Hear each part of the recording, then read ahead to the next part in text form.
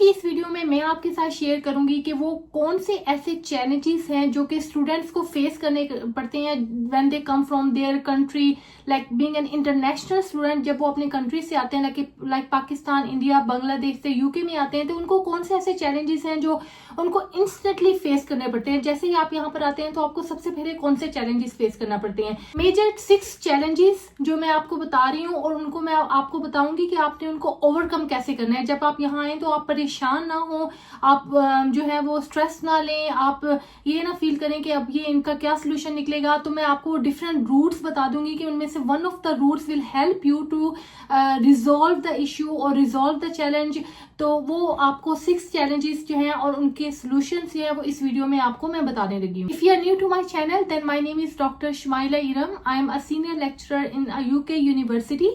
I am also a programme leader for MSc data analytics. और इसके अलावा मैं स्टूडेंट्स को गाइड करती हूँ कि किस तरह से आप स्कॉलरशिप पोजीशन पर MSc या PhD स्टडीज के लिए किसी भी दुनिया के मुल्क में और स्पेशली यूके और यूरोप में किस तरह से आप लोग आ सकते हैं। इससे रिलेटेड आपको कोई भी इंफॉर्मेशन चाहिए हो तो always you can come back to me and then I will guide you. मैं आपको सपोर्ट करूंगी, मैं आपके क्वेश्चंस का आंसर करूंगी, वो क्वेश्चंस जिनका इजीली आपको इंटरनेट से या किसी और से जो है वो नहीं आपको मिला होगा, आंसर नहीं मिला होगा। वो क्वेश्चंस, ऐसे क्वेश्चंस जो कि I have pass through those things. मैंने स्कॉलरशिप पर PhD की यूके से, उसके बाद फिर मैंने अपनी जॉब किस तरह से की या जिस तरह से मैं यहाँ पर यूके में मैं सेटल हुई और मैंने लेक्चरर पोजीशन जो है वो यहाँ पर मुझे मिली, तो वो मैं आपसे शेयर करती हूँ, वो मैं चैलेंजेस शेयर करती हूँ, मैं आपको सपोर्ट करती हूँ। तो आपको इससे रिलेटेड कोई भी इंफॉर्मेशन चाहिए आप कमेंट सेक्शन में जाके कमेंट करें, आप मुझसे डायरेक्टली कॉन्टेक्ट करें, आई विल गाइड यू। चलें जी, आ जाते हैं the challenge number 1। Very first challenge that you will face in the UK is accommodation. Accommodation is a big deal. वो लोग जो ये सोच कर आते हैं कि जैसे हम यूके में एंटर हो जाएंगे उसके बाद हम लोग जो है वो अकोमोडेशन को सॉर्ट आउट कर लेंगे, तो ऐसी गलती बिल्कुल मत कीजिएगा। बल्कि जो अब रिसेंट टाइम्स हैं इसमें तो आप स्पेशली अपनी अकोमोडेशन को as early as possible sort out करना शुरू कर दें, क्योंकि with the passage of time जो अकोमोडेशन है it's getting more difficult and difficult for the international people. तो उसमें सबसे पहले जब आप यहाँ पर आते हैं ना तो आपको ये पता चलता है कि जो यूनिवर्सिटी की अकोमोडेशन है वो तो फुली बुक्ड हो चुकी है, ठीक है। वो तो स्टूडेंट्स जब वो एडमिशन ले रहे होते हैं at that time they book that accommodation, लेकिन वो इसके अलावा थोड़ी सी एक्सपेंसिव भी होते हैं। जो कि वेल टू डू स्टूडेंट्स होते हैं, जो वेल टू डू फैमिली से आए हुए होते हैं, वो तो शायद अफोर्ड कर ले, लेकिन हर एक के लिए अफोर्ड करना इतना आसान नहीं होता। तो सबसे पहले तो आप ये समझिए कि जो अकोमोडेशन है, जैसे ही आपको एडमिशन मिल जाता है ना तो आप सबसे पहले अपनी अकोमोडेशन को सॉर्ट आउट कर लें। उसमें डिफरेंट रूट्स हैं, जैसे कि मैं आपको बताऊंगी कि जब आप एडमिशन आप ले लेती हैं तो सबसे पहले आप चेक करें कि यूनिवर्सिटी की अकोमोडेशन अवेलेबल है, अगर है तो उसके क्या चार्जेस है। इसके अलावा डिफरेंट काइंड ऑफ प्लेटफॉर्म्स हैं जहां पर आप जा सकते हैं, जैसे जूपला हो गया, राइट मूव हो गया। ये डिफरेंट प्लेटफॉर्म्स हैं जो कि आपको प्रोवाइड करते हैं अकोमोडेशन, जहां पर आप जो है वो अपना एक अपार्टमेंट जो है वो रेंट आउट कर सकते हैं। Again this are very relatively expensive, cheaper than the university accommodation, लेकिन रिलेटिवली एक्सपेंसिव होती हैं। तो उसमें ये है कि आप उसकी जो एक और ऑप्शन ये होती है कि आप जो डिफरेंट स्टूडेंट्स ने अकोमोडेशन ऑलरेडी रेंट आउट की हुई होती है उसमें एक रूम जो है वो उनके साथ शेयर कर लें।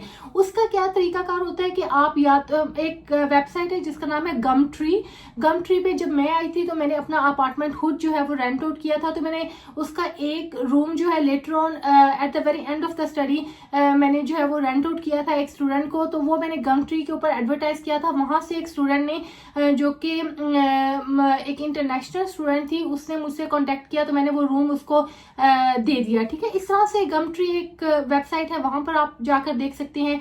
इसके अलावा द वेरी इफेक्टिव वे आप यूनिवर्सिटी की जो अपनी अकोमोडेशन की वेबसाइट्स होती है ना, जैसे for example university of Manchester में जो इंटरनेशनल स्टूडेंट्स होते हैं उन्होंने अकोमोडेशन का एक सेपरेट फेसबुक का पेज, इंस्टाग्राम का पेज बनाया हुआ होता है। तो आप वहां पर जाकर उस कम्युनिटी को ज्वाइन कर लें। तो वहां पर जो है वो स्टूडेंट्स बहुत सारी रिक्वेस्ट सेंड करते हैं कि हमारे पास रूम अवेलेबल है, अगर किसी को रिक्वायर्ड है तो you should please contact with us. तो वो आपको रिक्वायरमेंट्स भी बता देते हैं कि फीमेल चाहिए या मेल चाहिए या जो भी आपको मतलब उनको रिक्वायर्ड होता है। इसी तरह से अगर आपके पास कोई अकोमोडेशन है, you can also advertise on the Facebook channel और on the LinkedIn, sorry not LinkedIn but Instagram. तो ये वो सारे रूट्स हैं जो कि आपको बताएंगे, आपको हेल्प आउट करेंगे कि आप इजीली अकोमोडेशन किस तरह से फाइंड आउट कर सकते हैं। जब आप यहाँ पर आ जाएं, जब आपको फर्स्ट अकोमोडेशन आपको मिल जाए इस तरह से, तो देखिए आप जब यहाँ पर आएंगे तो फिर उसके बाद आपके लिए आगे आसानी हो जाएगी। आप यूनिवर्सिटी में स्टूडेंट्स के साथ मिलेंगे तो वहाँ पर आपको पता चल जाएगा, ठीक है। एक और तरीका होता है कि आप अपनी क्लास फेलो से पूछ लें। तो ये वो सारे तरीके हैं जिनकी वजह से आपके लिए अकोमोडेशन ढूंढना और मिलना आपके लिए आसान हो जाएगा। तो लेकिन इसको आप डिले बिल्कुल भी मत कीजिएगा, इसलिए कि जब आप इसको डिले करते चले जाएंगे तमाम रूम्स बुक हो जाएंगे, तमाम अकोमोडेशन बुकड हो जाएंगी, तो फिर आपके लिए एक लास्ट ऑप्शन यही बचेगी कि आप अपना घर रेंट आउट करेंगे, अपना फ्लैट रेंट आउट करें। तो दैट्स एक्सट्रीमली चैलेंजिंग थिंग कि आपने खुद रेंट आउट करना है, क्योंकि उसमें आपको एक गारंटर की भी जरूरत होगी, वो आपके रेफरेंसेस भी चेक करेंगे, वो आपकी जो है वो प्रीवियस जॉब जो आपने की हुई होगी वो भी चेक करेंगे, and it takes quite a long time to complete all the checks. ऐसे तो नहीं कोई अपना घर यूके में आपको एज एन इंटरनेशनल स्टूडेंट जो है वो रेंट आउट कर देगा। तो उसके जो रिक्वायरमेंट्स है वो इतनी चैलेंजिंग है कि आपको वो पूरी करते करते शायद आपको एंड में जो है वो रिफ्यूज कर दिया जाए, आफ्टर 1 मंथ चेक वो आपको रिफ्यूज कर दें। तो अकोमोडेशन को आपने बिल्कुल भी डिले नहीं करना। सेकेंड चैलेंज, जो सेकेंड चैलेंज मैंने वो फेस किया था ना, although we have done IELTS और डिफरेंट जो हमने इंग्लिश रिक्वायरमेंट के टेस्ट होते हैं वो कंप्लीट किए हुए होते हैं अपने कंट्री के अंदर, उनको हमने पास किया हुआ होता है, हम अपने मुल्क में इंग्लिश बोलते भी रहते हैं यूनिवर्सिटी में फ्रेंड्स के साथ ये वो, लेकिन वो जो एक एक्सेंट होता है ना, वो एक्सेंट हमारा डिफरेंट होता है। हमारा वो एक प्योर पाकिस्तानी और उर्दू स्टाइल या जो हमारी एक अपनी लैंग्वेज है, हमारा वैसा एक एक्सेंट होता है। लेकिन जब आप यहाँ पर आते हैं, जैसे मैं फॉर इंस्टेंस मैं लिवरपूल में आई थी अपनी एजुकेशन के लिए, मास्टर्स की स्टडी के लिए, तो लिवरपूल का जो एक्सेंट है या जो स्कॉटिश एक्सेंट है, that's really difficult to understand. तो मेरे लिए एज कम्पेयर टू जो लंदन का एक्सेंट होता है, लंदन वाली साइड पे जो साउथ वाली साइड है ना, वहां पर जो एक्सेंट है वो कंपेरेटिवली बेटर है। लेकिन जो यहाँ पर नॉर्थ वाली साइड है या लिवरपूल और स्कॉटिश जो एक्सेंट है, that's very difficult to understand. तो आप जब आने से पहले ना थोड़ी सी इनकी एक्सेंट की प्रैक्टिस करें और सुने इसको ज्यादा से ज्यादा, क्योंकि मैं जब आई थी तो मुझे जो सबसे बड़ा चैलेंज मैंने फेस किया था वो यही था कि टीचर क्लास में पढ़ाता था, ट्यूटर क्लास में पढ़ाता था और मुझे समझ नहीं आती थी। तो मैं जो है वो इस वजह से मैं बहुत ज्यादा स्ट्रेस लेना शुरू हो गई थी कि मुझे कई ऐसे सेंटेंसेस हैं जिनकी समझ नहीं आती, वो बहुत इंपॉर्टेंट है। फिर मैं अपने स्टूडेंट्स से जो मेरे क्लास फेलोज होते थे उनके साथ बैठ के उनको डिस्कस किया करती थी। तो ये एक बहुत बड़ा चैलेंज है जिसे हम लोग शुरू में निग्नेक्ट कर देते हैं। हमारा फोकस जो है वो बेसिकली हमारी स्टडीज के ऊपर होता है, वीजा के ऊपर होता है, वीजा की रिक्वायरमेंट पूरी करनी है। तो इसी चक्कर में हम लोग इतना टाइम वेस्ट कर देते हैं कि हम लोग जो एक्चुअल स्टडीज है उसकी तरफ, मतलब वो हमने किस तरह से कंप्लीट करनी है अच्छे ग्रेड्स के अंदर, उस पर हमारा ध्यान ही नहीं जाता। तो आपने ये काम जरूर करना है कि आप उसके एक्सेंट को थोड़ा सा फेमिलियराइज हो जाए उसके साथ, थोड़ा सा आप उसको अंडरस्टैंड करना शुरू कर दें, ताकि जब आप यहाँ पर आए तो आपको आपके ट्यूटर का एक्सेंट सही तरह से समझ आ जाए। थर्ड चैलेंज जो कि बहुत सारे स्टूडेंट्स जो हैं वो यहाँ पर आकर फेस करते हैं, ठीक है। वो पाकिस्तान में ये सोचते हैं ठीक है हम लोगों ने हाफ ऑफ द फीस जो है वो सबमिट करवा दी है, लेकिन जो रिमेनिंग हाफ है हम वहां पर जाके, क्योंकि हमें 20 आवर्स पर वीक अलाउ है काम करना, तो हम लोग पार्ट टाइम जॉब जो है वो ढूंढ लेंगे। तो हमें कहीं पर भी जॉब मिल जाएगी, हम किसी पेट्रोल स्टेशन पे, टेक अवे पे, रेस्टोरेंट पे या किसी और जगह पर हम लोग जो है वो जॉब कर लेंगे। लेकिन ये इतना आसान नहीं होता। जब आप यहाँ पर आते हैं ना तो आपको पता चलता है कि कितना ऑलरेडी जो ये प्लेसेस है कितनी सैचुरेटेड है, लोग कितने ज्यादा ऑलरेडी जो है वो जॉब्स कर रहे हैं इन डिमांड, मतलब जो लोगों की तरफ से रिक्वायरमेंट्स हैं कि हमें जॉब मिल जाए, कहीं पे भी मिल जाए, कैसे भी मिल जाए, क्योंकि स्टूडेंट्स होते हैं बेचारे, उनके पास इतने ज्यादा रिसोर्सेस होते नहीं है कि वो अपने सारे एक्सपेंसेस जो हैं वो फुलफिल करना शुरू कर दें। और मुझे पता है कि हमारे पाकिस्तान में, इंडिया, बांग्लादेश हमारी साइड पे हम लोग मतलब फाइनेंशियली उस लेवल पे जाके अपने बच्चों को भी सपोर्ट नहीं कर सकते, स्टूडेंट्स को भी सपोर्ट नहीं कर सकते। फैमिलीज इतनी ज्यादा अच्छी होती हैं फैमिली, लेकिन इतना, क्योंकि आप करेंसी का डिफरेंस भी देखिए कितना ज्यादा है, तो वो हमारे स्टूडेंट्स जो हैं वो बहुत ज्यादा फेस करते हैं चैलेंजेस। अकोमोडेशन बहुत ज्यादा एक्सपेंसिव है और यहाँ पर transport is an other thing जो बहुत ज्यादा एक्सपेंसिव है। तो पार्ट टाइम जो जॉब है ना, उसको आप जो है ना वो आते ही अप्लाई करना शुरू कर दें, ठीक है। उस पर आप डिले ना करें। आपको पहले ही पता होना चाहिए कि वो कौन सी ऐसी पार्ट टाइम जॉब्स हैं जहां से मतलब मैं थोड़ा सा 20 आवर्स पर वीक में एक एनफ अमाउंट ऑफ मनी जो है वो अर्न कर सकता हूँ। अब मैं छोटी सी नेक्स्ट क्लिप में आपको ये बताऊंगी कि वो कौन कौन से प्लेटफॉर्म्स हैं जहां पर आप आते ही अपनी सीवी अपलोड कर सकती हैं, जहां पर आप अपनी पार्ट टाइम जॉब्स के लिए अप्लाई कर सकती हैं, या आप उनको फाइंड आउट कर सकते हैं, सर्च कर सकते हैं।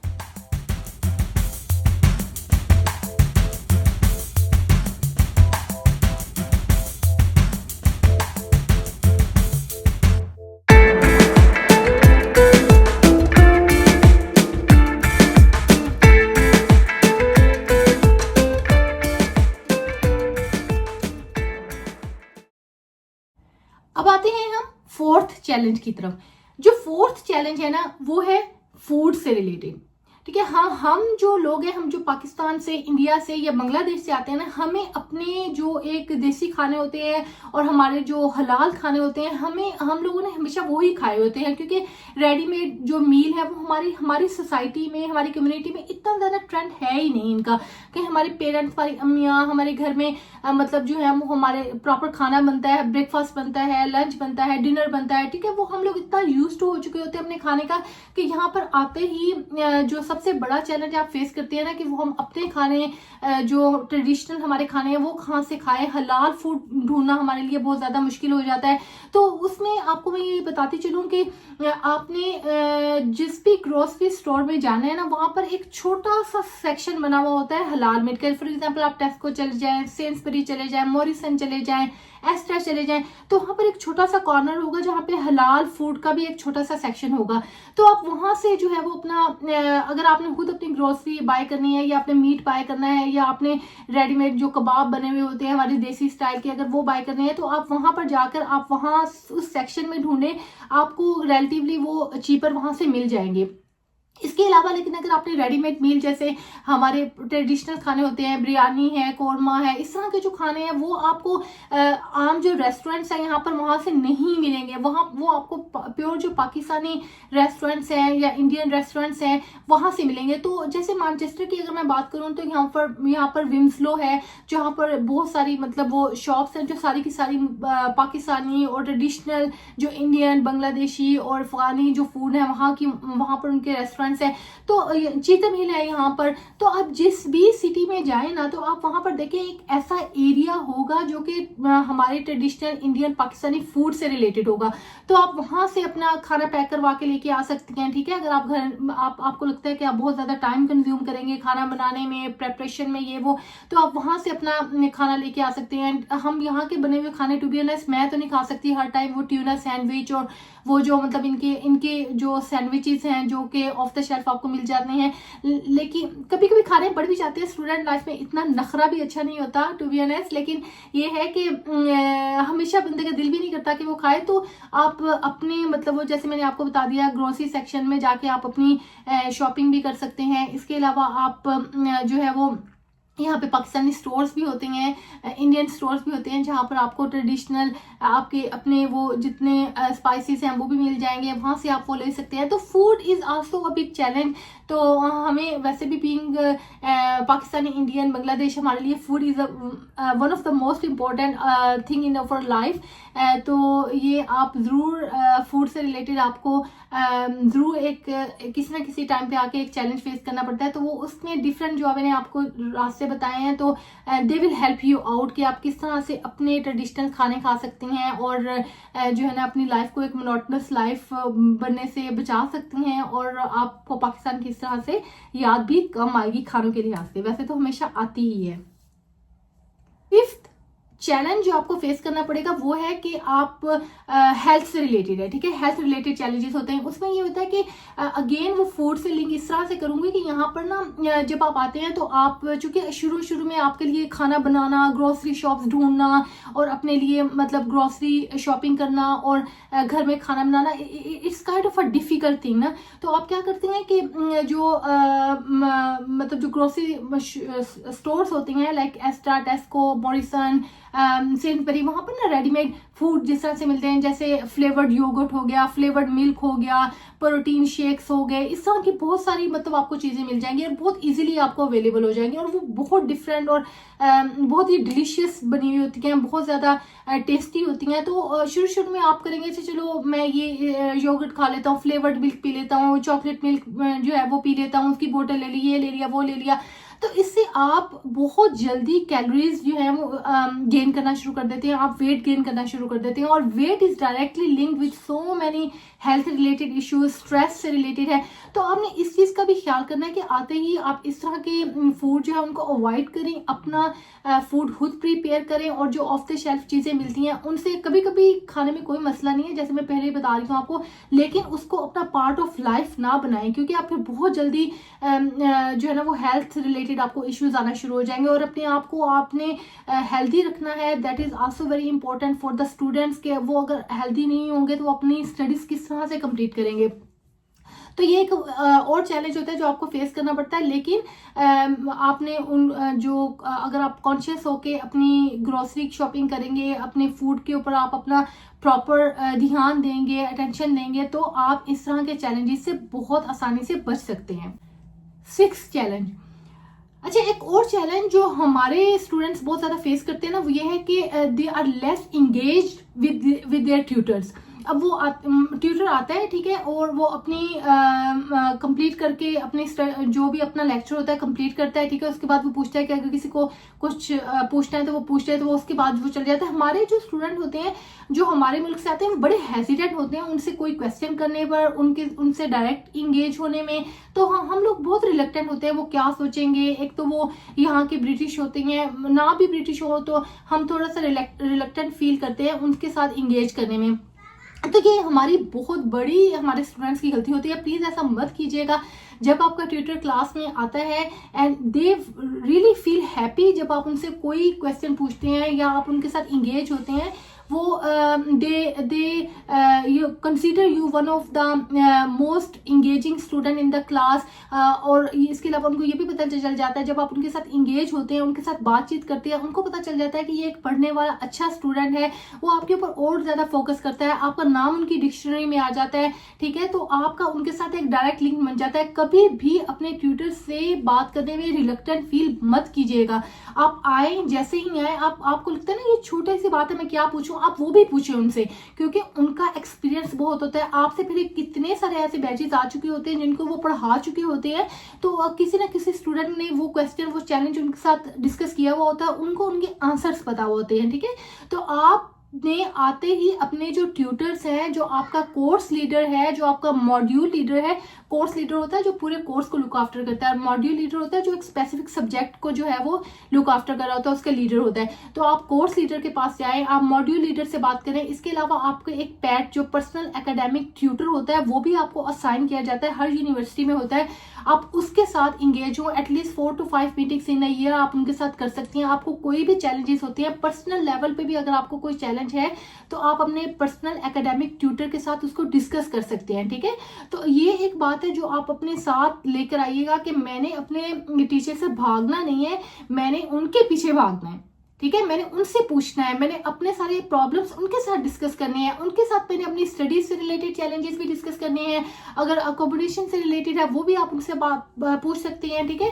तो आपने किसी भी किस्म की जो भी बात है वो आप अपने ट्यूटर्स के साथ लिंक्ड रहें, इंगेज रहें, that really will help you a lot during your studies. चलिए जी, ये वो 6 चैलेंजेस थे जो कि मैंने फेस किए थे, और मैंने आपको बता दिया कि मैंने उनको ओवरकम कैसे किया था। अब भी जो स्टूडेंट्स हमारे पास आते हैं यूनिवर्सिटी में वो भी ये चैलेंजेस फेस करते हैं, हम उनको गाइड कर देते हैं कि आप ऐसे ऐसे करें, लेकिन चूंकि आपने ये वीडियो देख ली है तो आपको ये सारे चैलेंजेस अब आपको पता चल गए हैं। You should be ready before even coming to the UK कि आप इन सारे चैलेंजेस को किस तरह से ओवरकम करेंगे। मैं अब आपसे मिलूंगी अगली वीडियो में, तब तक के लिए अल्लाह हाफिज।